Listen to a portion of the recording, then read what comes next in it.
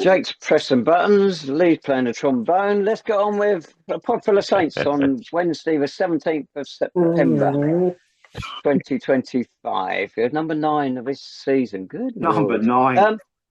Talking of Number 9. number nine, was he there Saturday? Was he there? Anyway, come on to that later. A couple of things to tie up from last week still. Oh, no. First of all, Michael Bostwick did not score at Potter's Bar. It was 100% an own goal by Emmanuel Catchy, whatever. And Jake has been unanimously nominated to tell Bostwick that it wasn't his goal. So good luck, Jake. Thank you. And our second goal should never have stood. Alex Wall was offside at the time. Sam Smart crossed the ball in, and given that he challenged the keeper for it, even though he didn't touch the ball, poor old Fred Burbage was distracted, and it should have been disallowed. So there we go. We were very, very fortunate, but we take the points. Right, now we move on to the game we're talking about. Last Saturday, top FA Cup, second round, qualifying Hitchin Town of the Southern League, whichever division they're in, because they're plummeting through them at a rate of knots. Everyone was expecting quite a high energy, exciting game. We got a load of tosh, as it turned out. Liam, particularly, because your connections at Hitchin, you were telling us they were really up for it. They were going to go for it. But what we got was us sitting back incredibly defensively. Nothing like a performance earlier in the week at Potter's Bar. We just invited them to come on to us. They appeared bamboozled by it and just kept playing the ball in there at half, or maybe a little way into our half, and didn't really go at us, wary of counter-attack or whatever. I don't know. But the game, it just never ignited, did it? Were you surprised that Hitchin not going for it as much as anticipated, Lee? I'm about as surprised as your usual uber positive self at the start of this podcast. So. They were especially up for it. I was surprised because they were giving it the big one in the weeks leading up to the game. I'd heard that they'd pre-booked a bar in the town centre to maybe celebrate a very famous win over their Hertfordshire rivals. What was really telling is very interesting that, you know, I was talking to their sort of press men and some of their supporters in the week. They were so confident, you know, 7 games unbeaten. And Jake, we bumped into a few of their fans afterwards. They just didn't know what happened. They just didn't get going. But more interesting was on their fans forum. I mean, I don't even go onto our fans forum. But I just found myself surfing theirs. They implied that we had some gears to go through even when we needed to. Their fans were very much of the mindset that we were just sort of playing with them. They were happy. We were happy for them to have the ball, play in front of us, and that if needed to, we could just switch it on. Goes to show how little they've watched of our games so far this season, right, boys? But that said, I thought they weren't very good value for all the huff and puff pre-game, fellas. I don't know what you thought, but I thought they were very underwhelming as a side. I'll let loose with you in a second, Jake. Mm-hmm. I think they were surprised how negative we were, how defensive we were, if you like, rather than negative. Ian Colville's yet again said he wasn't happy with a performance. But then again, what was he expecting then? Because us playing the way we did, sitting so deep, they must have been told to play that way. The players didn't do that off their own backs. They were told to play that way. No two ways about it. So what could he not be happy with? Right, over to you, Jake. Your takings on it.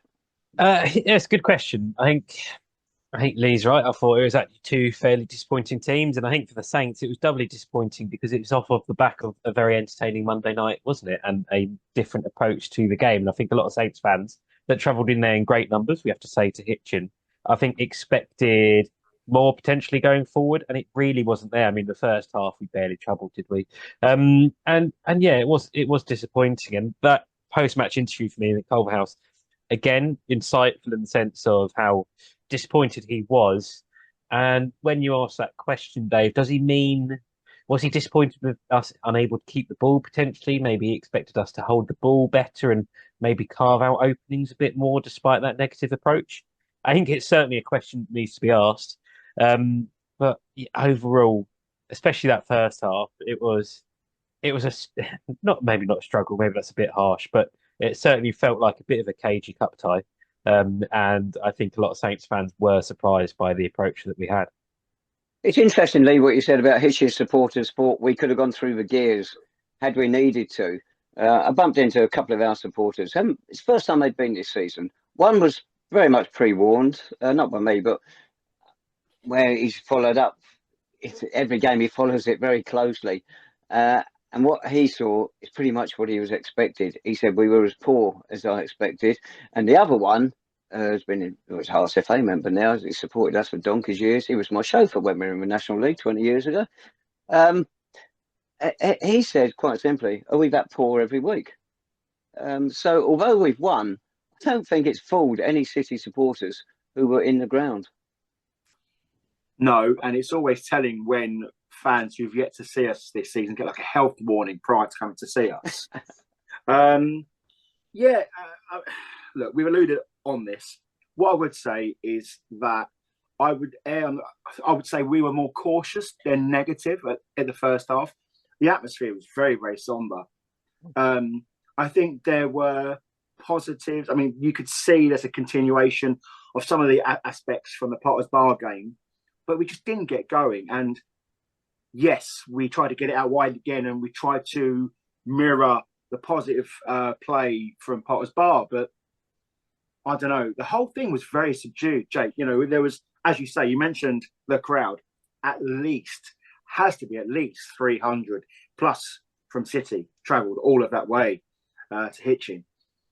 But the atmosphere was flat. And I think that mirrored what was being served up on the pitch too, Taz, right? It was flat throughout the game. There was no noise before the game. There's no noise during the game. And that's the way it continued. I would say at least 300, Lee, definitely. Mainly because our vocal lot didn't go. As a young element who make a lot of noise, and probably something to do with Watford being at home. I asked various supporters, put a note out earlier today, any questions for tonight, and they've all come back roughly the same question. Has the team really started to gel? That's for somebody who wasn't there and wasn't at Potter's Bar either. Because we're on this run, 4 away games, 4 unbeaten games. But anybody who's seen them, you wouldn't say that, would you? No, I mean, no, you wouldn't. I mean, it's something to build on, isn't it? And when you ask that question, the joke does go to, oh, we're on 4 unbeaten though. But yeah, the displays haven't been amazing, have they? And the team, I think the team is still got gelling to do, and I think that might be partly behind Ian Culverhouse's frustration as well, because I think he brought in this team together. It's his team. He owns it now. It's a big summer of change, and it's not clicking like he expected. And then maybe again, are certain players not potentially stepping up like he expected? When you're facing a sort of step 4 team in the FA Cup, I think as a manager, you're probably expecting them to really take a grip on the game and impose themselves and show their quality. And they didn't really, did they? And I think in the final third again, it's strange, isn't it? The contrast of Monday night, that difference in the final third. I actually spoke to a Hitchin player after the game, and they were surprised by our quality going forward and how poor we were. And they sort of said, apart from Zane, there was no one else out there on the pitch that they were particularly concerned about when the ball got into their half. So that's quite interesting. And I think that is a lot of the frustration at the minute amongst the management potentially and the fans, is those players and this squad isn't quite providing what we expected, with the caveat of, if we do this recording next week and we're now 6 unbeaten, it's not the worst run in the world. Jake, so that is a question sorry, Taz. I'm going to ask a question to you, Jake. Is it a case of the fact we aren't performing and we haven't yet gelled, but yet we are still getting the results? Is that a platform to build upon, or are we just trying to kid ourselves that by this point in the season, these players should know each other inside out? They've had a whole pre-season, we've had a whole summer, we're now 6, 7, 8 games into the campaign. Are we now just kidding ourselves? Because I know that, Taz, I didn't come to you, mate, because you're very much about, you know, the cohesion and the performances are paramount first and foremost. Jake, we speak to fans and they email us and they text us. Are we kidding ourselves that this is a good side, or is there still positives to build upon? I think there is positives, and I think actually the view amongst fans, sorry, that I speak to is quite split. I think some fans don't expect much from this team and maybe expect it to be an upper mid-table squad at the minute. But then there's others that definitely believe that we can build upon this and do something this season. It might not be spectacular, but there is something there. And you have to say, compare it to last campaign, we're certainly in a better position than we were this time last year in the league. Got a couple more wins. But I think, again, it all comes down to the expectations set in the summer by off the field issues and also the talk just before the season started about us looking for a push for promotion straight back this season. So I think it's all wound up in there. I think it's too early to say whether this team isn't quite good enough or whether we do have that basis to build upon. But I think if we're going to do it, surely you think now 4 unbeaten going into the couple of games we've got coming up, surely now's the time to show that quality. Right, these 4 games unbeaten, 2 of them against sides lower level than us, one of them at least 2 divisions below us. A draw at Aveley, where Aveley had all the better chances and should have won that game. Potter's Bar, that was the most encouraging of the 4 performances, but even then, in that first half, Potter's Bar could have turned that around, but they didn't. And so we took the points, and that was, apart from the second half, or maybe the last hour against Cheshunt, that was our most encouraging display of the season. And so even then, that one could have gone the other way. Ecstatically, absolutely ecstatic. I'll come on to Hitchins in a moment of their approach. Mention number 9 at the start of the game, Alex Wall, at the start of the programme. Alex Wall, that was probably his most disappointing performance this season, surely. He was flat. He couldn't do anything right. It's not like the previous week where he'd just come back from holiday. He'd had a week to acclimatise himself this time. It just wasn't working for him at all. A couple of people next to me, they were suggesting he should come off. And the other one, they said, definitely got to come up at half-time, is Sam Smart. What's happening to him lately? We know he's got potential. He can put crosses in. They can be a bit erratic. He's just disappearing at the moment. And he is one of our outlets out on wide to help create things. 2 games running now. Ian's taking him off at half time. But they're not the only ones. There's several others not far in on Saturday. And unlike Hitchin supporters, I don't agree we could have gone through the gears. From what we've seen this season, that was not going to happen. And no, I don't think this is a good City side at all. I think it's struggling even to be a mediocre City side at the moment. The good signs we're seeing are so limited. You wait to see us against some of the better sides, I suppose. Chatham first game, they hadn't settled down. They came for a draw. Brentwood second game, I didn't see them, but from what I've heard, second half, we were pretty abysmal and they outplayed us. So you hope this run is going to build some confidence, and it's going to have to because the quality isn't there at the moment. No, it's not. But yet, we're in the cup. So, no. But how do you solve a problem like Alex Wall, right? Because the thing is, someone come up to me and said, Alex's job is basically, because the idea is that he commands 2 and he should be good enough and strong enough to handle that. And if he can't bully defenders at this level, then there's a real issue.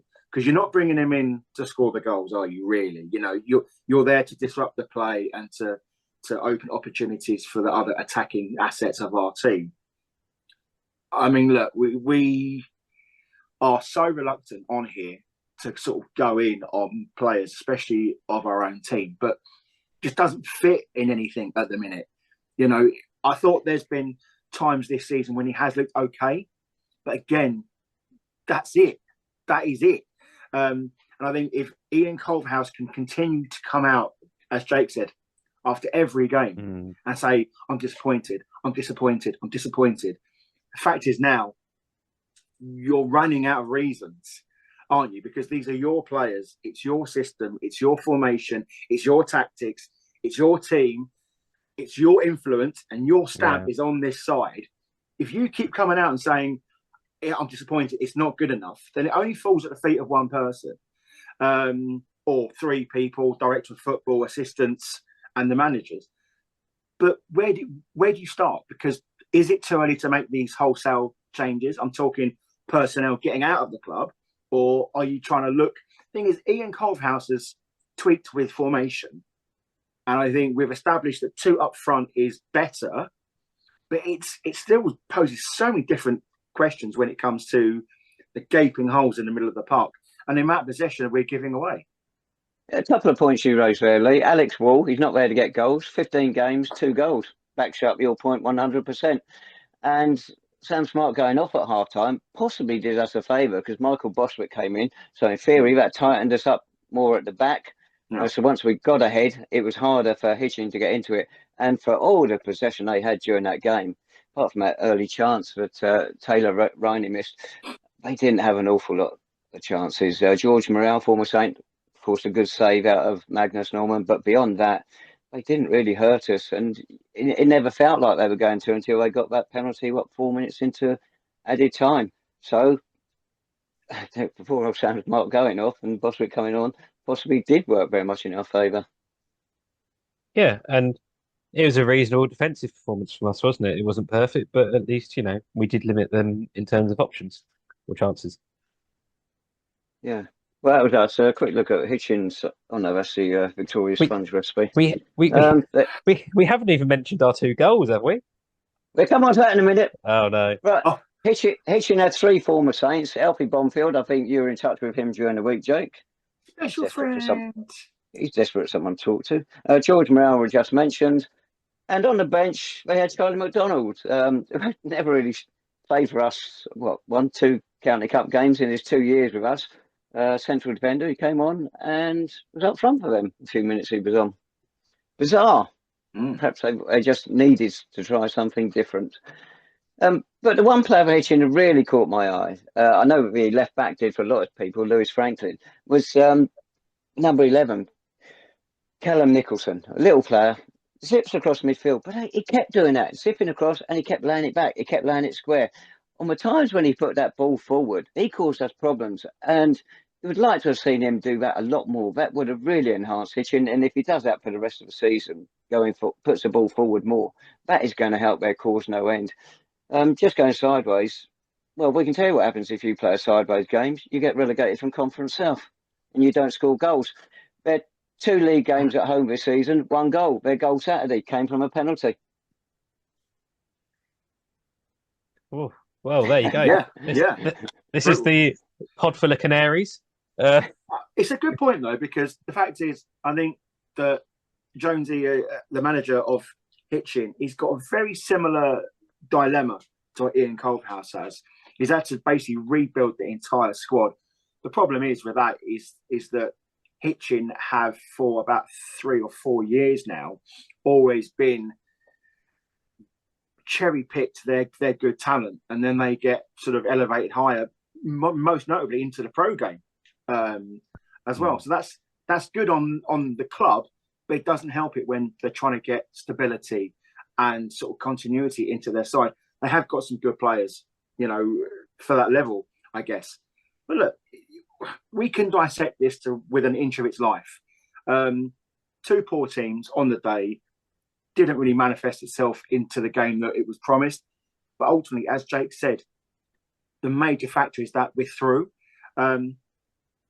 Scrappy game, yes. It warranted more of the fans on the terraces. So it just, look, it is what it is, fellas. And Tabs, we're going to go through the goals, I know, but I'm pleased for Zane because I think that he showed signs against Potter's Bar of being back to his best. And although he didn't continue that really into the Hitchin game, I thought he was lively enough and he took his goal well.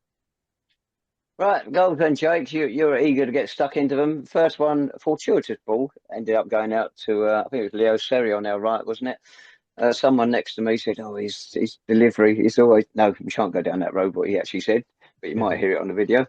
Thanks, Tim. But in the end, lovely cross, lovely header. It was perfect, wasn't it? It's exactly what you want Zane to be doing, and it's exactly what you want Leo Seri to be doing. Getting in behind, getting that ball in, and Zane Banton.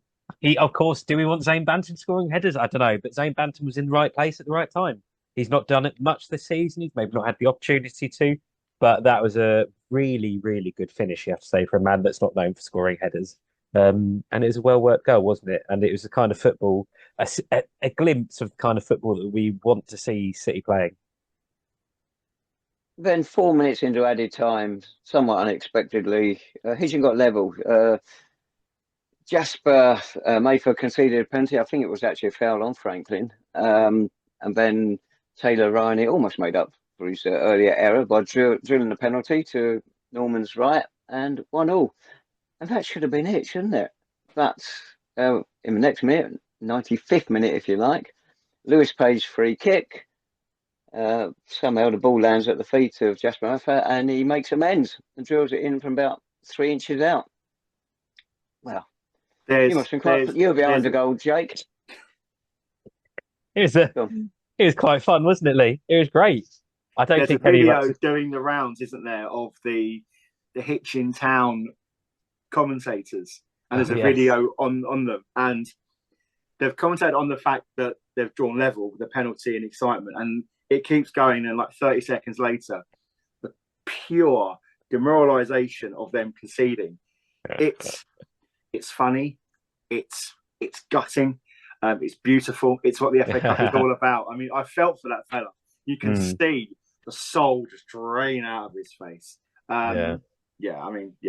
Scenes, I think, is the word we're looking for here, boys. Yeah, and it's fair to say none of us expected that, did we? Once that penalty went in, we thought, oh no, here we go.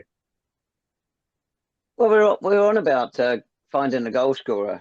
Jasper scored 31 in the last 2 seasons for Bognor Regis Town. There's 3 he's got in 9 for us this season now. Zane's got more, but then Zane scored 2 penalties. Should Jasper be playing a more central position? Because quite often we're pushing him out wide. He's got the size, hasn't he? And the fact is, the one thing I liked about Jasper is that he's gone about his business without any sort of glitz or bravado. He works his socks off. He's got a magnificent engine, and he really does put himself around. I think he's like I wouldn't say he's an unsung hero, but you sort of don't really seem to notice him. You know what I mean? And I'm not trying to be disrespectful, but he's just, maybe because he's not the focal point, maybe he's not up front, maybe he's not causing the chaos in the box. Maybe that's where we need to play him, Tabs. Who knows? You can see why Ian puts him out wide, because he can beat a man. He can beat players, and then he puts the ball in. So you can understand putting him wide, but if he is the only one who's getting goals, central position seems a more obvious choice. Harrison Smith, he's got, 1 so far in his 6 appearances. Again, he's another one who's sometimes pushed out wide. Similar player to Wall. We mentioned it last week, didn't we? 2 of them, a battering ram effect. I don't know. Who are the 2 you would go for Saturday down at Whitehawk? Whoever's not getting drunk in the PN on Friday afternoon would probably be my bet. But I mean, I don't know. It's tough. I think there's an opportunity here for Ian to say, right, maybe we do put Jasper up front with another. I just feel as though we're not learning enough at this stage. We should be quite switched on as into what is our best side. I'm not entirely sure if Ian knows himself, to be honest with you.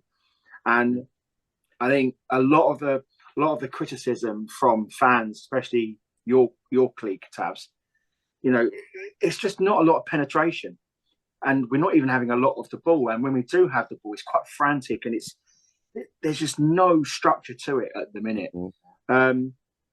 I still think there's time left in the barrel for Ian and Bazza, but I think it would be really, really good to start building upon this run of results and putting in a few performances along the way as well. Yeah, getting back down the park next Tuesday would be a good time to do it against Lewis, who have not made the worst of starts, but they are beatable.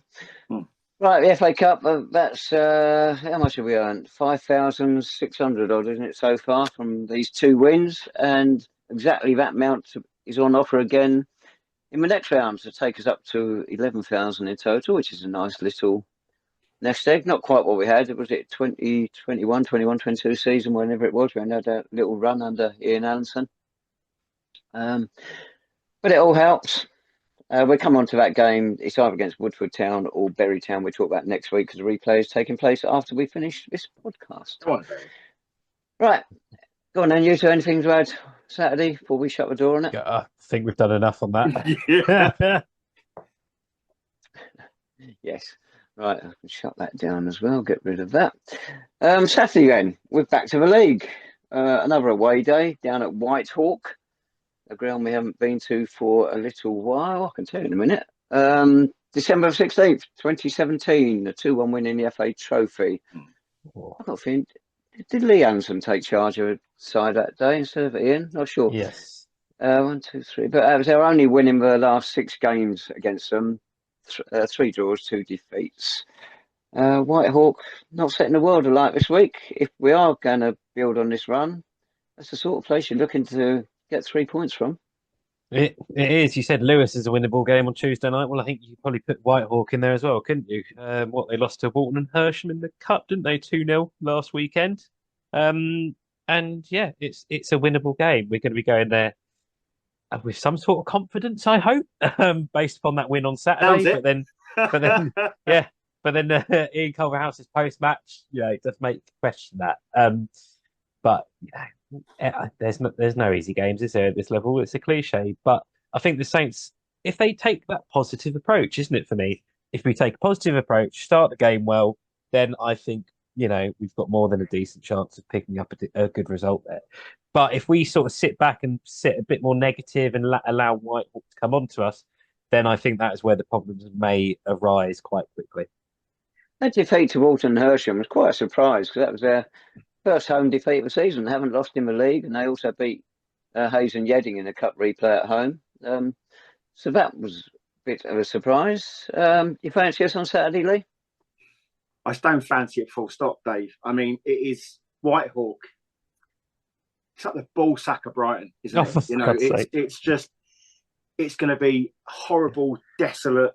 The pitch is going to be terrible. You've got a graveyard behind one goal, a camping van site on the other. It's just a horrible, horrible place to go. You'll have to remind me, Taz, there was a season when I think we went there about 4 times in like a really quick succession. I think we had them again in the trophy. It's just not a good place to go. I mean, Brighton's lovely. Brighton's fantastic. And we will enjoy it, Jake, will we not? Yes. My friend. However, I'll give you an example. When we got in the cab to go to Whitehawk, we said to the cab, we're going to Whitehawk. And he said, why? that says everything you need to know. I'm not looking forward to it at all, Tabs. I think it's going to be a scrappy game. They're going to be sort of trying to get themselves back into some kind of form. We are in form of sort. I think it's going to be very similar to the Hitchin affair. Quite cagey, very few chances. I hope to God I'm wrong, because you're going to go all of that way. At least what I sort of do is see a City win. Am I one of the few who actually enjoys going to Whitehawk? It's yes. only even their supporters maybe. It's only a few minutes walk from the marina at Brighton. It's lovely down there, and I like Brighton. Went there earlier this year to watch the Waterboys in concert, but that's got nothing to do with this game. And do you remember that season when we lost 6-0 away to them, and then we beat them 6-0 at home? 2015-16. That was the almost relegation season, wasn't it? When IA saved us. Yes, it was indeed. Incredible turnaround. You think about gates now. The largest gate in games between us two, well, it was the last one, 757 down the park. But at their place, last time we went there, 142 for that trophy game. What can go wrong? A lot. Have you had a look at their squad, Jake? I haven't had a chance yet. Any? No City old boys, unlike the Lewis squad. So no one in the Whitehawk squad I recognise. Oh, go on then. Who have we got in the Lewis squad? Oh, there's at least 3. There's some classic names here. First one, more recent one, Dan Bowery. I'm sure all the Saints fans will know. Then Ian Gale, former City loanee. I think 8-9 games for us, and he was very good during that spell. And the final one, the real cherry on the cake, is our old mate Charlie Walker. Charlie Walker, Chaz. Oh dear. How old is he now? 36, 37? Must be, surely. It's got to be, yeah. He did well for us, as it turns out. How many games did he play for us? Quick look here. Don't put the kettle on while I do this. Charlie Walker, 67 games, 16 goals. Not as good as I thought. And he's 35. So he's a mere kid. In our team, he'd be a mere kid. Does that mean you're any more or less optimistic about our fortunes on Saturday than Tavs? I'm very optimistic. It's always a nice day down there. Ian Gale, very close for your 9 game, 26 games for us. Very close, Jake. That was in 2 spells though, wasn't it? Yes. And off the top of my head, Dan Bowery, didn't he go to Worthing first before he went to Lewis? No, he came to us from Worthing. Then he went to, didn't he go to one of the other Ishmael sides last season? He did, yeah. So there's 3 blokes likely to score against us, given the ex-City player curse that we have. So, 48 games for us. There you go. Cool. There you go. Yeah. So that game's got 0-0 written all over it, then, boys, is it? Play. Of course not. I suppose we better do some predictions, and we Hey, all right. Go on, then, Lee. Predictions. Yeah, they're not counting that. Goals are scored after the 90th minute. You can't have that. Does that not count? Yeah, of course not. No. What a crock. Jeez. I mean, come on. I'm That's surprised what with I've got right all day. Literally walked out the ground. I think that was pretty much the first thing Lee said to me was, got that right, didn't I? I went, oh, for goodness sake, you did. Yeah. Okay, well done, Lee. You've got 1 right. Jake's got 1 right, and somebody else has got 2. Yeah. That'd be 2. That'd be double everybody else, I think you'll find. Mm. Go on then, Whitehawk. Come on, Jake. You've got the last 2 outcomes correct. Oh, I'll go for a 1-1. Big fence. Lee, you're on a winning streak. I mean, I can't see the side winning it, but I'm going to have to plump for, oh my God, 3-2 Saints. Oh, whoa. Well, there you go. Where's that? Well, I intend having a lovely day down there. I'm going to crown it with a 1-0 win. God knows how we're going to get that goal, but I mean, I'd be more concerned about the clean sheet than anything else. Yeah, okay. Lewis, I suppose I better go first with this one against all City rejects. What are we going to do? I think we're going to turn up and do well. Because it's 7-1 last time we played them in the Ishmael League game. You remember that one, Lee, surely? Oh, no, you won't do. You won't do. What year was that? 1986, you won't remember it. We won the Ishmael League Division 1 title with a 7-1 win at the Dripping Pan, with Stevie Perrin scoring 4 times, Martin Gurney, Gary Keane, and Steve Oliver got the other goals. Yeah, 4-0 up in 16 minutes. What a day that was. What a day. All of which got nothing to do with this coming Tuesday. They never do well down the park, so I'll go for a 2-1 Lewis win. I'm going to go 2-1 Saints win. So what's that mean? 2-1 Saints. Beautiful. I'm going to go for 3-0. To who? Oh, you cheeky little swine. 3-0 to the Mighty Saints. Either of you got a preference for Woodford Town or Bury Town tonight? Bury Town for me. And me? My good friend, he runs the club. And if it manifests itself that Bury will be playing the Mighty Saints, I'm pretty sure there's going to be some sort of match sponsorship. Podful of Saints glorifying themselves up in the boardroom. That's going to be a great occasion. And let's face it, it's nice to go somewhere different. So, Magic of the Cup. Yeah, Woodford, we did go there in 84, was it? In the FA Cup. And John Watt, our captain, in my view, just about the best captain we've ever had. He kindly missed a last-minute penalty, so we lost 1-0. And Jake, did you say you had a preference for either of those 2? I think Bury, although I'm concerned that Lee may have jinxed it now, because I feel like we're going to be going to Essex enough this season, so I think we can skip Woodford for 1 week. Right, talking of Podful of Saints sponsorships, you were involved in a programme at Hitchin last Saturday, Lee, and I haven't read your page yet because I didn't want to upset myself. But Nothing to do with you, but the contributors from Hitchin, we're not going to see a better programme this season. The standard in National League South and so far what we've seen in the Isthmian League is appalling, and we have no trouble matching that. But Hitchin, full marks to them. The content in their programme was very good. Are you going to try and take some credit for it? I think there's an element that should be maybe doused upon me, Tavs, as in I make it look nice, readable. I would say it doesn't always look that good.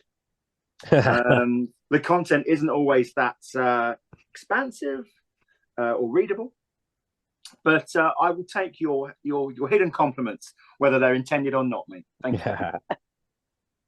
But touching on from last week, somebody asked you if there's one particular item we would love to have, but we haven't got. Yes. Like some memorabilia, but we're sticking with programs. This actually isn't a program, but this is a flyer for a City match in 1912. Now, they are extremely rare. You just didn't get them in those days.